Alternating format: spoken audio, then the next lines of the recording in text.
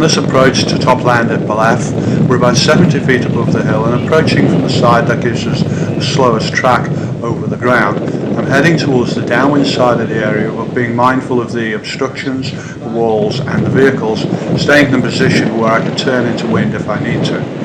I'm judging the turn into wind so I have sufficient height to complete the turn, but it won't be so high that I then fly off the hill again. Once I've turned and completed the turn into wind, I then line the glider straight into wind by using the parallax between the edge of the hill and the ground in the distance. So it's important to look ahead and look over the edge of the hill when you're top landing, and this will save you being dragged sideways after you touch down.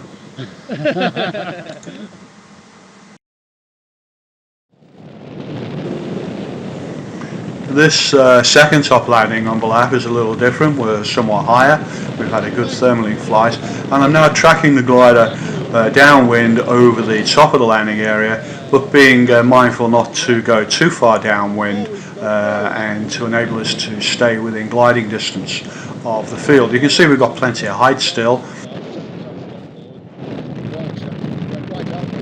and I'm now setting up a track on the downwind side of the landing area so that it enables me to at any time turn into wind to land should I need to. I'm constantly assessing as I'm tracking along this area the rate at which I'm generally descending and keeping an eye on my position so I don't drift too far downwind or drift too far out in towards the front of the hill where we'd start to go up again. We're not descending very quickly, the air is quite buoyant, so I'm extending the track on the downwind boundary, and in fact on this particular track I've gone maybe a little too far and put this wall that's directly in front of us as an obstruction. To help get over that, I've speeded the glider up and I've moved just a little bit further out towards the front of the hill to get the benefit of the rising air to help cross this obstruction with a good margin.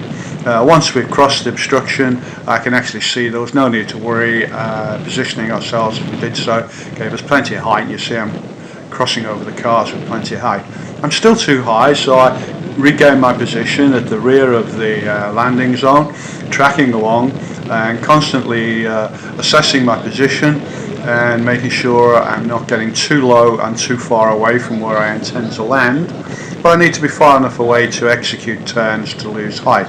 Now turning back on track and lining myself back up on the downwind side of the zone.